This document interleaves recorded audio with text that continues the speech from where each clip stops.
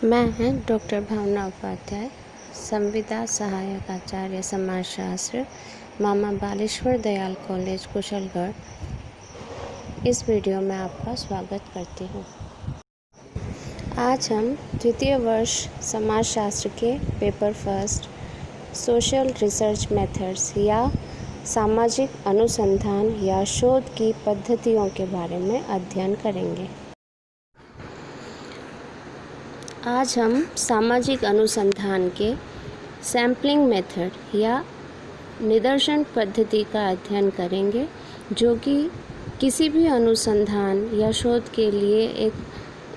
बहुत ही महत्वपूर्ण ज़रूरत या आवश्यकता होती है। क्योंकि जब भी हम किसी भी तरह का शोध या सर्वेक्षण करना चाहते हैं, तो उससे पहले किसी भी अनुसंधानकर्ता को सबसे पहले यह तय करना होता है कि वह समूह के सभी सदस्यों का अध्ययन करेगा या उनमें से कुछ सदस्यों को प्रतिनिधि के रूप में चुनकर उनका अध्ययन करना चाहेगा। किसी भी क्षेत्र में अध्ययन करने के लिए या अनुसंधान के समय आंकड़ों को दो तरह से एकत्रित किया जाता है। पहला होता है संगणना या सेंसस मेथड और दूसरा होता है निदर्शन विधि। सेंसस मेथड या संगणना विधि के अंतर्गत अनुसंधानकर्ता समग्र इकाइयों या अनुसंधान क्षेत्र के अंतर्गत पाए जाने वाले संपूर्ण क्षेत्र या उसमें आने वाले संपूर्ण इकाइयों से तथ्यों को एकत्रित करके और उनके आधार पर जानकारी एकत्रित करता है। जैसे कि हमारे देश में प्रति 10 वर्षों में होने वाली जो जनगणना है, वह इसी सेंसस मेथड या संगणना विधि के आधार पर की जाती है, जिसमें कि अनुसंधानकर्ता क्षेत्र के प्रत्येक इकाई से संपर्क स्थापित करके और उससे संबंधित जो जानकारी, तथ्य या डेटा होते हैं, उन्हें एकत्रित करते हैं। इस प्रकार बच्चों, संगणना पद्धति अध्ययन की वह विधि है जिसमें कि हम क्षेत्र की सभी इकाइयों का अध्ययन करके और जो हमें चाहिए उन सूचनाओं को एकत्रित करते हैं। बच्चों, सामाजिक अनुसंधान के शुरुआती समय में इसी संगणना या सेंसस मेथड के द्वारा डाटा या तथ्यों को एकत्रित किया जाता था, लेकिन इसकी कुछ कमियों के कारण वर्तमान समय में आज इसका उपयोग कम होता है। जैसे कि बच्चों, यदि अनुसंधान का क्षेत्र बहुत बड़ा है, तो अनुसंधान की सभी इकाइयों के पास जाकर उनसे तथ्य या डेटा इकट्ठा करने में हमें परेशानी ज़्यादा आती है। दूसरा, इस जो विधि है उससे अध्ययन करने में खर्च भी अधिक होता है, क्योंकि अगर क्षेत्र जो है हमारे अनुसंधान का वह विस्तृत है, बड़ा है या बहुत ज़्यादा फैला हुआ है और उसमें आने वाली जो इकाइयाँ हैं वह भी अगर संख्या में बहुत ज़्यादा है, तो हर इकाई के पास जाकर उनसे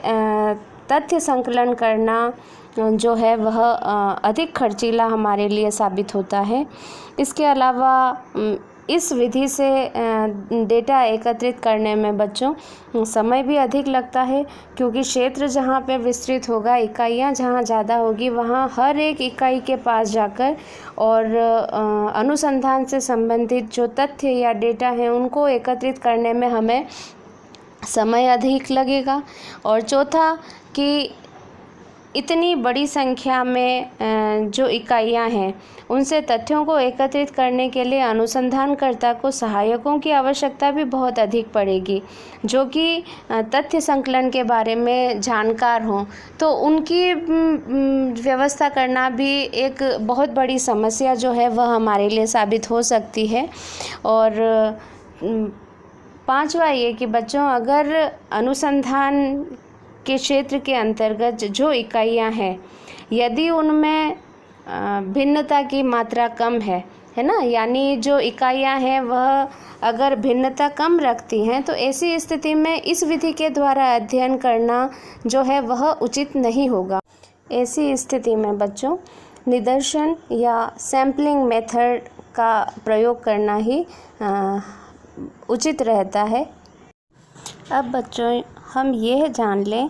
कि सैम्पलिंग या निदर्शन होता क्या है ना, उसका अर्थ क्या होता है। तो बच्चों समग्र इकाई में से कुछ इकाइयों को अध्ययन के लिए प्रतिनिधिपूर्ण तरीके से चुनना ही निदर्शन कहलाता है। बच्चों ऐसा नहीं है कि जो ये निदर्शन है इसका उपयोग केवल सामाजिक शोध या सर्वेक्षण के लिए ही किया जाता है या हम इसका उपयोग अभी अभी में ही करने लगे हैं, बल्कि ये जो निदर्शन प्रणाली है या निदर्शन विधि है इसका उपयोग हमारे दैनिक जीवन में भी लोग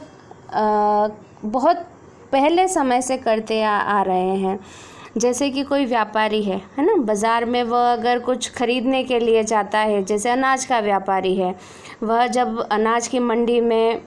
गेहूँ, चावल या दाल कुछ भी खरीदने के लिए जाता है तो वह ऐसा नहीं है कि पूरी बोरी के हर दानों को वह खोल के चेक करेगा कि वह सही है या नहीं है, वरन वो क्या करता है कि बोरी के अंदर हाथ डालता है, एक मुट्ठी चावल, दाल या गेहूं जो भी उसे खरीदने हैं वह निकाल कर और देख लेता है और उसके आधार पर वह अनुमान लगा लेता है कि इस बोरी में जो अनाज है वह कैसा है, अच्छा है या नहीं है। उसी तरह से बच्चों आपने घर में अपनी माताओं को या बहनों को देखा होगा कि जब वे दाल या चावल कुछ चीज़ पकाने के लिए रखती हैं तो वह चीज़ पकी या नहीं उसके लिए वह उस बर्तन में से हर दाल के दाने या चावल के दाने को बार बार निकाल कर नहीं देखती कि वह पके या नहीं, वरन वो क्या करती हैं कि एक चम्मच भर के थोड़े से दाने निकालती हैं और उन्हें दबा कर या जिस तरह भी उन्हें चेक करना है करके वे पता लगा लेती हैं कि वह दाल या चावल जो है वह पका या नहीं। इसीलिए बच्चों जब क्षेत्र बहुत ज़्यादा विस्तृत होता है तो उस स्थिति में हम उस विस्तृत क्षेत्र में से कुछ इकाइयों का चयन करके उसके आधार पर जो निष्कर्ष निकलता है उस निष्कर्ष को उस पूरे क्षेत्र के ऊपर लागू कर देते हैं और यही जो है वह निदर्शन कहलाता है। अपनी पुस्तक मेथड्स इन सोशल रिसर्च में गुडे एवं हर्ट ने कहा है कि a sample as the name applies is a smaller representation of a large whole, यानी कि एक निदर्शन जैसा कि इसके नाम से ही स्पष्ट होता है कि एक विस्तृत समूह का एक लघुत्तर प्रतिनिधि है। इसी तरह से अपनी पुस्तक सोशियोलॉजी में बोगार्डस कहते हैं कि sampling is the selection of certain percentage of a group of items according to a predetermined plan, यानी कि निदर्शन एक पूर्व निर्धारित योजना के अनुसार इकाइयों के एक समूह में से निश्चित प्रतिशत का चयन है। इस तरह बच्चों हम ये कह सकते हैं कि निदर्शन एक बहुत बड़े समूह का एक छोटा प्रतिनिधि होता है जिसमें समूह के सभी लक्षण या अधिकांश लक्षण विद्यमान होते हैं और इन प्रतिनिधि इकाइयों के अध्ययन से प्राप्त निष्कर्षों को बच्चों हम समस्त समूह पे या समग्र पे लागू कर सकते हैं। अब हमारे मन में ये बात आ सकती है कि किसी भी छोटे से समूह को हम किसी भी एक बड़े समूह का प्रतिनिधि कैसे मान लें। तो बच्चों निदर्शन करने के भी कुछ आधार होते हैं जिसके आधार पर यह निश्चित होता है कि जो निदर्शन हमने किया है वह सही प्रतिनिधित्व करता है या नहीं। इसका पहला आधार है होमोजेनिटी ऑफ यूनिवर्स या समग्र की सजातीयता।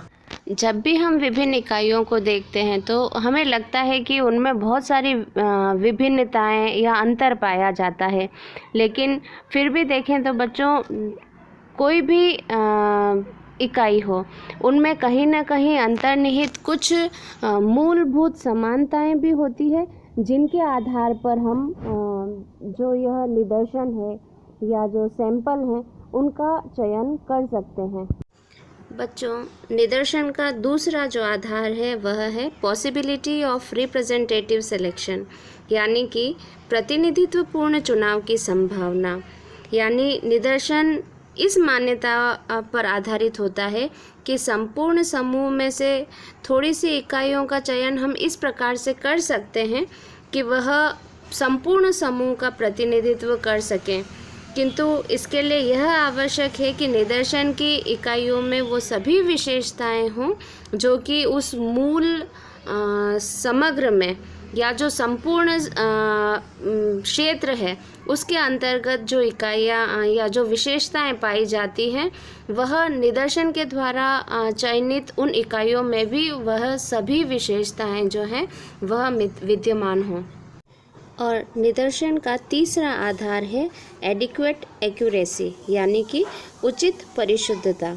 बच्चों, हम यह नहीं कह सकते कि कोई भी जो निदर्शन है वह 100%